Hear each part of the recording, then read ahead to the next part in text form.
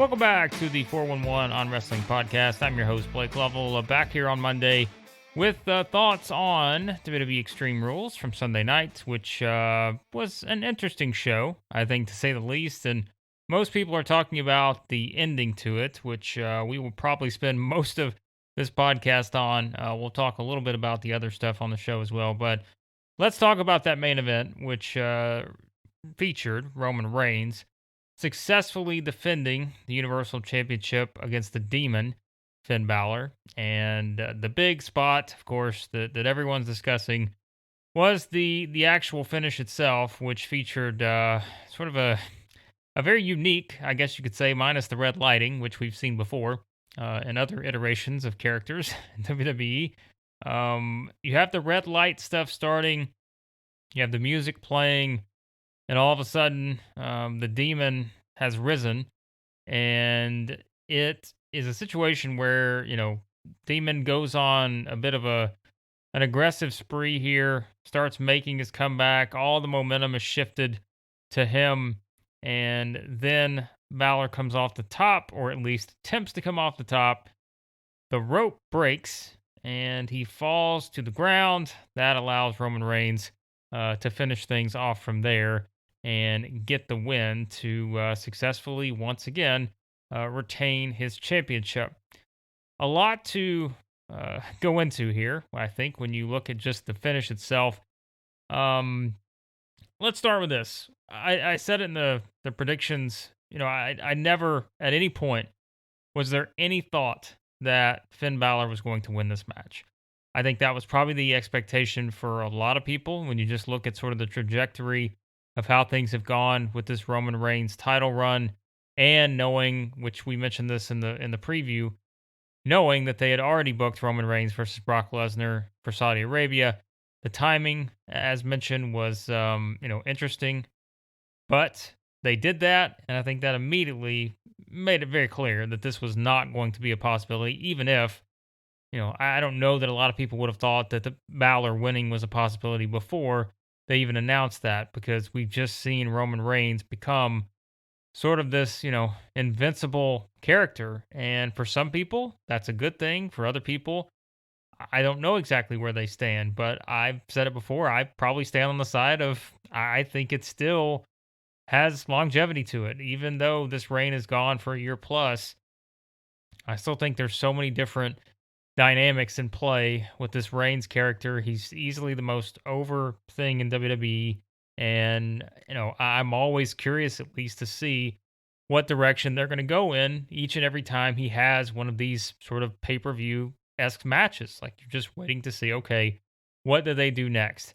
And I think now, once the attention does turn to Reigns versus Lesnar, that's going to be my personal opinion on that as well. It's okay. Well, how do they do this? How do they pull this off with Reigns versus Lesnar? We'll get more into that as we get closer to that show, but I just think that they are playing the long game, and we've seen that now, considering this reign has been for over a year. So when you look at it that way, there was never really a thought going into this match that Balor was going to win, but they did give you some moments there of thought that, okay, hold on a second, like what is happening here? Is this actually going to be something where all of a sudden they've just transformed this demon from a presentation standpoint to where, it's not just, Balor making his comeback in a traditional manner and then just going after Reigns, and all of a sudden, okay, he can't do it. Reigns wins. There you go. They at least did it in a very, unique manner. I will give them that. It was interesting the way they did it. I don't think everyone was on board with it. Clearly, the rope was not on board with the plan there. But I mean, I can't fault them for trying something different, I guess, because I think sometimes we've been begging for a long time, and we've sort of mentioned that on the podcast over the past several months, really. Just sort of the autopilot nature of WWE, and just seemingly always going back to some of the same tropes, which I think we can talk about with another part of the show that we'll get into in a second. But I just feel like at least they they did try something different. I don't think it landed with everyone. I don't I don't know exactly still where I stand on this. Just because, and I know that that's maybe, well, you've got to have a strong opinion one way or the other. I think, as always, it's where do they go next with this whole storyline and how they made Balor look by having him lose basically via a ring malfunction. I mean, that's kind of the story you're presenting, but you would at least think that they're going to have something coming out of this that's going to, certainly point you in a direction of who was responsible for this, who was the person behind this whole ring breaking. I don't necessarily know that. I mean, it's Vince McMahon. We've seen him go this route before. I don't think they're going to go towards, the demon versus God storyline here, which we have seen Vince do that back in 2006, in his whole debacle there with everything he had with Vincent Shane against Shawn Michaels and God. But I do think you're going to have something come out of this in terms of, look, we're going to find out who it is. And I assume you would think we're going to find out on SmackDown on Friday, even though that starts the draft and all this other stuff. I don't know.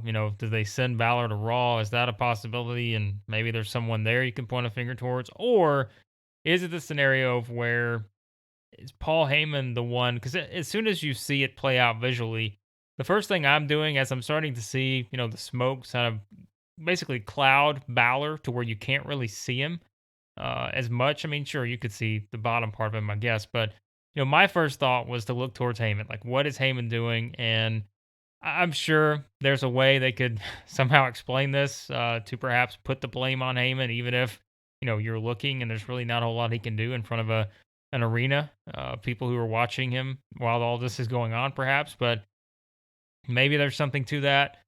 Maybe there's just someone else they point the finger towards, and we find out they're the person to blame here, and that sends Balor into his next program because it's clear, like, we know there's not really going to be a huge follow up to this. Everything from this point on is going to be building towards Reigns and Lesnar.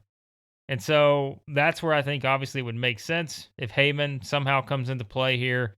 Or, like we said, it could just be something where it's someone random and that sends Balor into his next program while, all the attention for Reigns turns to Lesnar. I'm not sure which direction they'll go here. I think that's always a hard guessing game to play with WWE.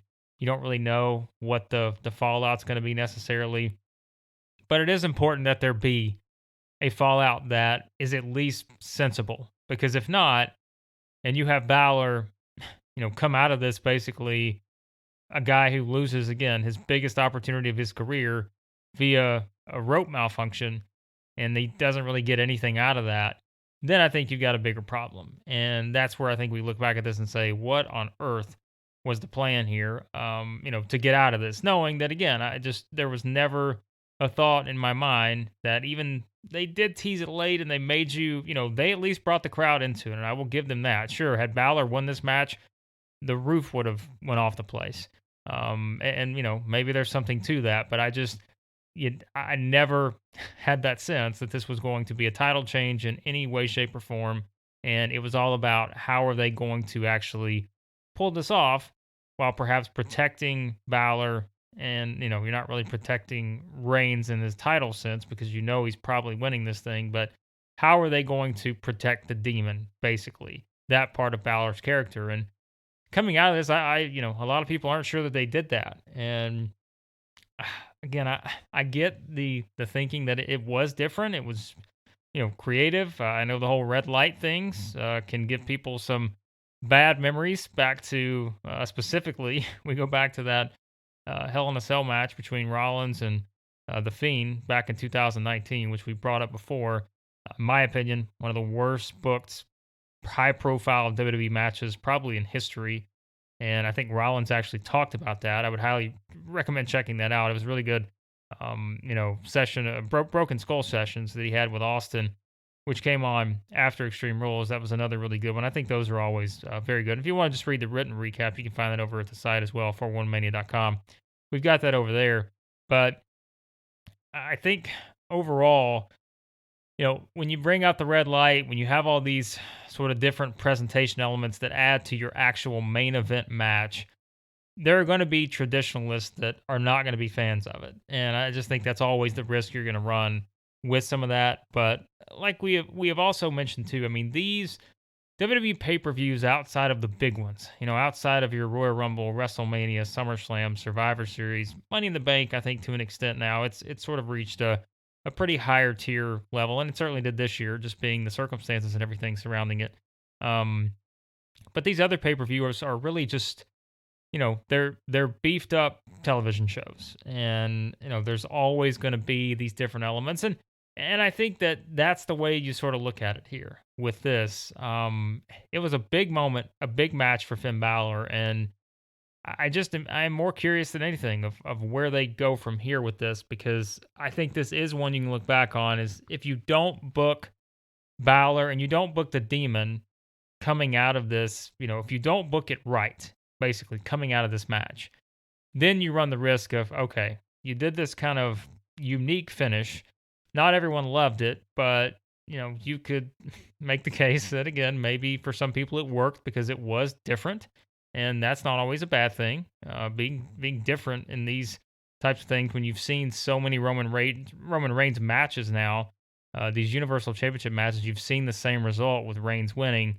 You do kind of put yourself in a corner of having to come up with different ways to make it feel fresh. It felt fresh, like it felt different. Different points in the match. I mean, Reigns putting the mask on to go, through the crowd and that kind of stuff. Like those are things we haven't necessarily seen, but the finish is everything, and it's the lasting image on the show was how things ended with that. It has people talking. We always say that too. If that is something that WWE goes for, that's a win, I guess. It does have people talking, and I think it's a bigger question of where does this go from here? And I know we've said that before, right? We talked about that with the Becky Lynch, Bianca Belair thing at SummerSlam. It was, okay, what's next? And we'll get into that here in just a second. In terms of the actual first match they've had, a normal match with them. But I think it's now the same thing with Balor. I mean, you can't come out of this pay-per-view and make this just look like a very silly sort of incident that doesn't have these big, repercussions for whoever was involved with this. Because I think if you somehow turn this towards Heyman, then you have to keep Balor involved somehow.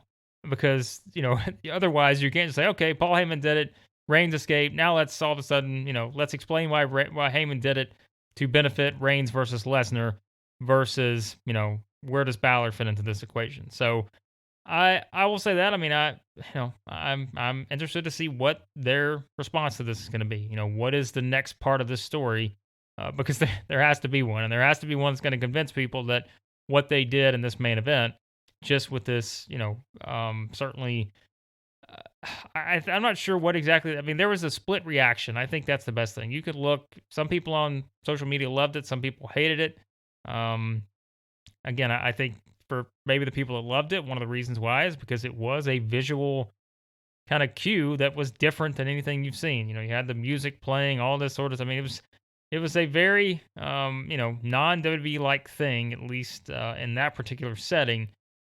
With a Reigns match, and I think for the people who hated it, as I mentioned, I mean, I think it's just it's a traditionalist part of where, I mean, you have to at least be optimistic it's going to go somewhere, but at the same time, you do look at the track record and wonder, is it going to go somewhere, and is this going to be justified without making Balor look like a fool based on a rope break and not an actual, usual rope break, an actual breaking of the ropes. That's where I think, you're going to have some of the pessimism come into it. And I've said before, I understand that. Like it's, when you build up a track record, that's what people have to go off of. And I think now it's what's the fallout on SmackDown? Does it turn into something, as we said earlier, where there's an obvious person to blame here? They just leave this open-ended story with not a whole lot to it. That's where I think you'll have even more frustration come in with it. But if you don't want to be frustrated with what you have going on below the waist, well, that's where our friends at Manscaped come in, because support for 411 Wrestling is brought to you by Manscaped, the best in men's below the waist grooming. And Manscaped offers those precision-engineered tools for your family jewels. They just launched the 4th-generation trimmer Lawnmower 4.0, and you can join over 2 million men worldwide who trust Manscaped, and you can do it with this exclusive offer we keep talking about just for you. 20% off and free worldwide shipping with the code 411wrestling at manscaped.com. I keep saying it. One of the first people who's had a chance to try this Lawnmower 4.0, still using it, and it's just, it just keeps blowing me away by the performance, the details, everything that comes along with it. It's crafted to perfection, and it's just got everything you need. It's got that cutting-edge ceramic blade to redeem the grooming accidents, and it's got the advanced skin-safe technology. Even more confident than ever when it comes to shaving below the waist. It's got that multifunction on-off switch that engages the travel lock. Great for people who like to travel. Got the 4000K LED spotlight, the on and off switch on that too. Needed if you need a more precise shave. You can't do any better than this spotlight here. And it's got the wireless charging. The new wireless charging system, which helps the battery length last longer so you can take your time because Manscaped has you covered. And if you're still shaving your face and body with the same trimmer, you know where I'm going here. You're doing it all wrong. Boost your confidence with this new body trimmer with Manscaped. You can make me time the best time with a smooth shave, and you can get 20% off plus free shipping with the code 411wrestling at manscaped.com. Use the best tools for the job and get 20% off and free shipping with the code 411wrestling at manscaped.com. 20% off with free shipping at manscaped.com, and use that promo code 411wrestling. Unlock your confidence with a new Lawnmower 4.0 from Manscaped. So that's where things stand with Reigns and Balor. I think we know exactly where things are going with Reigns coming out of Extreme Rules. We don't yet know where things will head with Balor. That's going to be, I think, a very important part of keeping the demon character as sort of a special attraction you can use, because otherwise I don't think you want people's memory of the demon to be falling off the top rope after a rope break.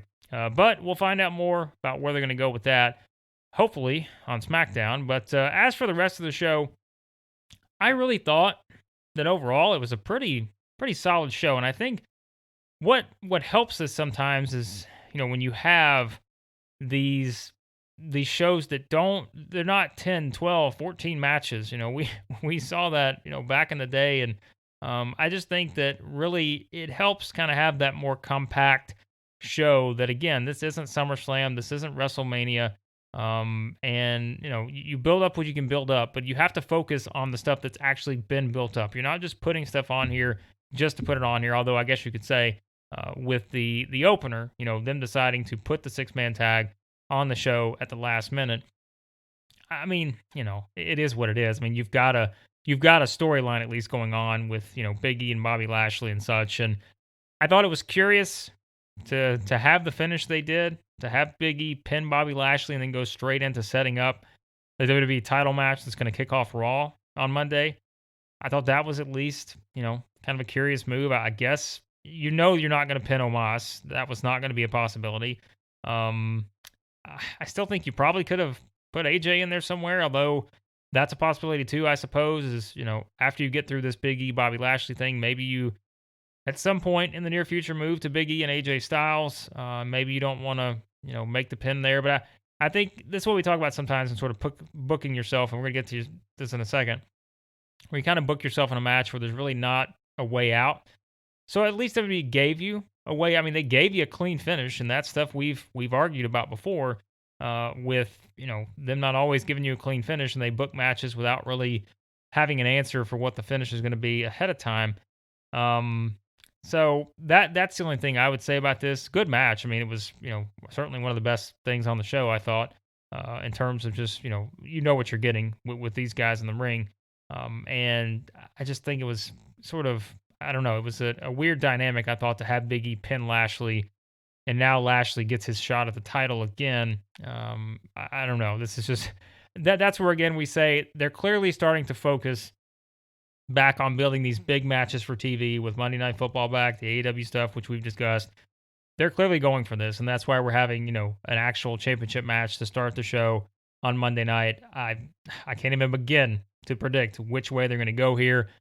I can't imagine they're going to pull a title switch here. I can't possibly think that's a realistic thing they could do. But I guess you could say you never know with this. But I do think maybe that's why you had Big E pin Lashley here is it just pisses Lashley off even more, and it gives him another shot at the championship, I suppose, because this would be, I guess, it's traditional rematch. Since the triple threat didn't really count, and coming off of even though he's been in matches with Big E, he hasn't had his traditional rematch yet. So maybe that's why they had it. Again, I don't know why you have that pinfall, but maybe they're saving AJ Styles as someone, or I guess you could have flipped it here and had Styles, Lashley, and Omos win, and maybe you pin Xavier Woods or Kofi or something like that. I suppose that was possible, but I'm not going to argue about having a really good match like this. I think it's just once again where do they go from here, and do they do anything wild with this Big E Lashley championship match on Monday? We'll find out. The SmackDown Tag Team Championships, you had the Usos retaining against the Street Profits. I thought this was another really good match. No surprise, given the parties involved. And we said going in, I just didn't see a title change here. I thought the Usos would win to sort of keep the championships in the bloodline. And now I think the big question, and I've seen others mention it, was how they've really played this up and the potential breakup with the Street Profits possibly down the road here, or not even that far down the road. Maybe we see that with the draft. We've always talked about Montez Ford kind of being that potential breakout single star at some point. Maybe they've decided with the draft coming around, as we always know with the draft, this is certainly a possibility that they could always go this route. And I would not be shocked at all if they do the split here with the Street Profits, perhaps, or maybe they just build it up, making you think they're going to pull off the split, but they don't. Any way you slice it, I mean, I don't think we should be surprised at this point when it comes to breaking up of tag teams. It's clear, they're gonna take who they want to take when it comes to pulling out single stars where they can find them, and if it comes from a tag team, it comes from a tag team, and there's not a whole lot of thought that's going to go into it beyond that because you're trying to build new stars, and I think Montez Ford is a potential superstar, and can they get him to that point? Can they book him to that point? We've seen him kind of put in these spots. He had that main event match with Reigns on SmackDown. I think it's going to be kind of fascinating to see what they do with these two in particular, because if all the focus is on Ford, what happens with Dawkins if they do the split and they do the draft?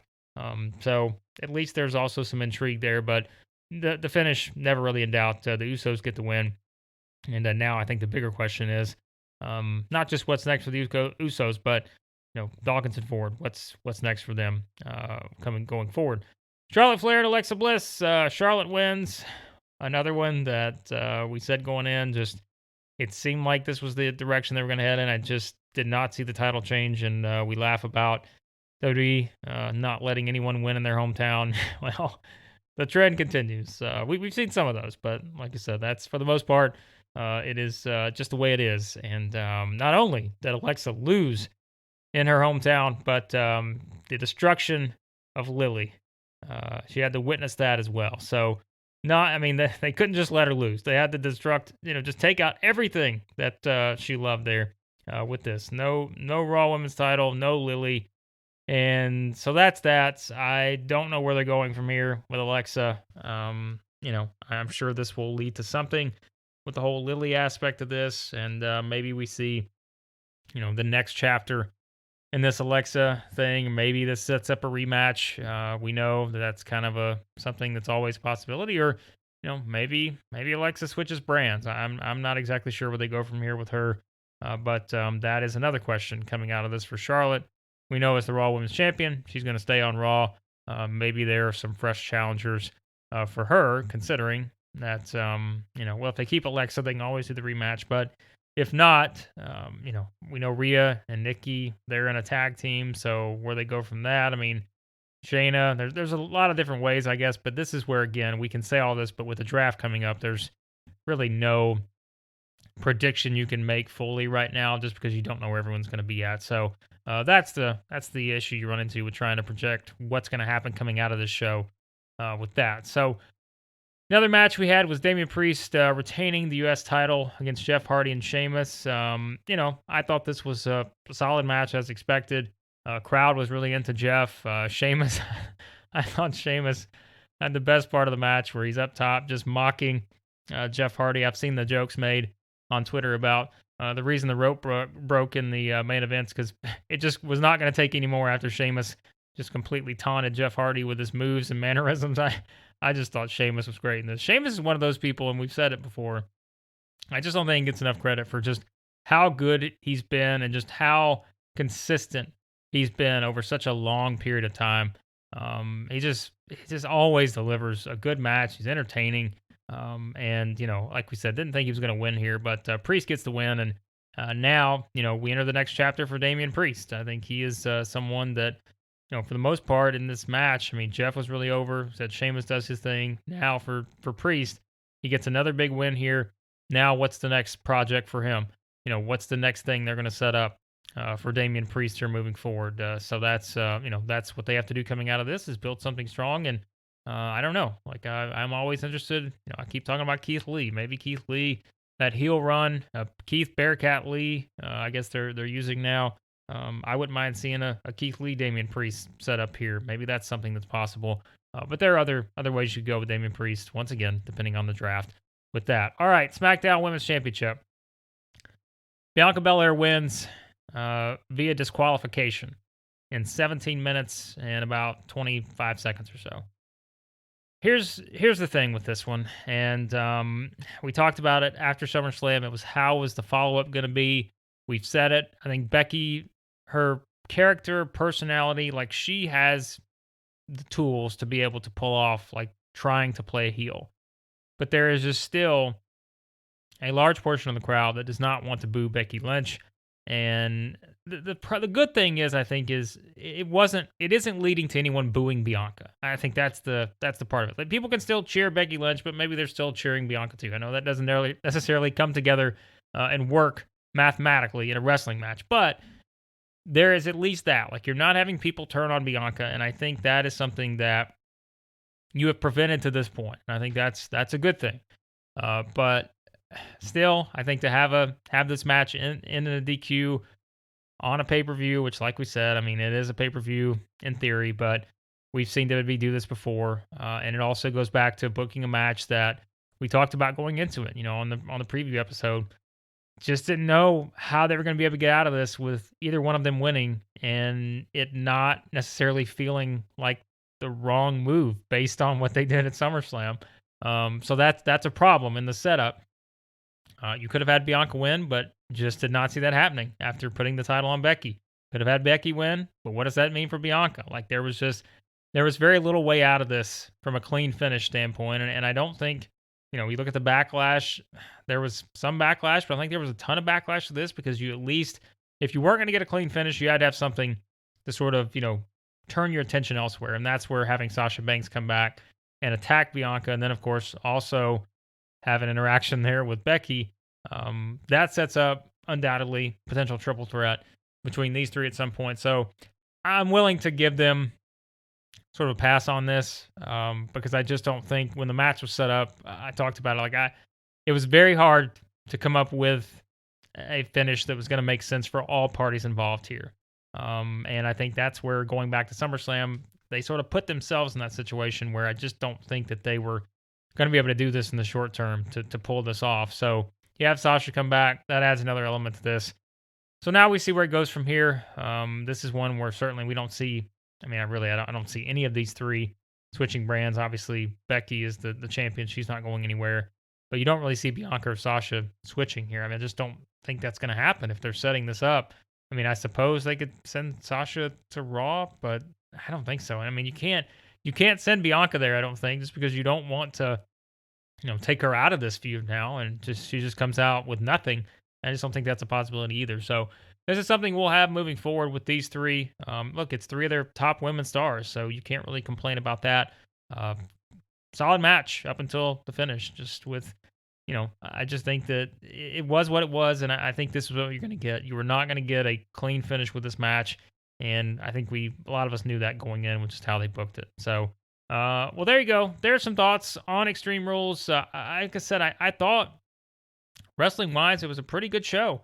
Not one that you're going to look back on and say, well, that was just an awful pay-per-view, unless you were someone who looked at that main event and just thought that the finish just was not good. And I think that, like I mentioned, I'm kind of in the middle there, I think, on the finish. I think that there were There were parts of it, if you can explain it the right way, which is not always a confident expectation, but if you can explain it the right way, you can make it work. But you've really got to, I think, go deep into the story here to be able to come out of this making, Finn Balor look good, just because you knew that Reigns was going to win, and how they went about it was the big question.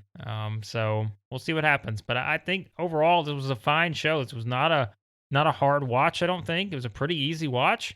And again, your mileage will vary based on probably what you thought of Becky, Bianca, and what you thought of the finish to the main event. Like, that will probably be how you sort of look back on the show and define it with that one. So there's some thoughts on Extreme Rules. You can read all of our reviews over at 41mania.com. We got several over there, written reviews. You can check those out on the site.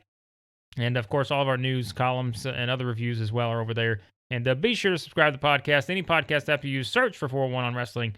And as always, we'll have the link to the GoFundMe for Larry Zonka's family in the show notes. Be sure to continue to share and contribute to that if you can. And also subscribe to our YouTube channel. You can check that out in the show notes as well. And everything else, 401mania.com. But thanks as always for listening to the podcast. And we'll talk to you next time here on the 411 on Wrestling Podcast.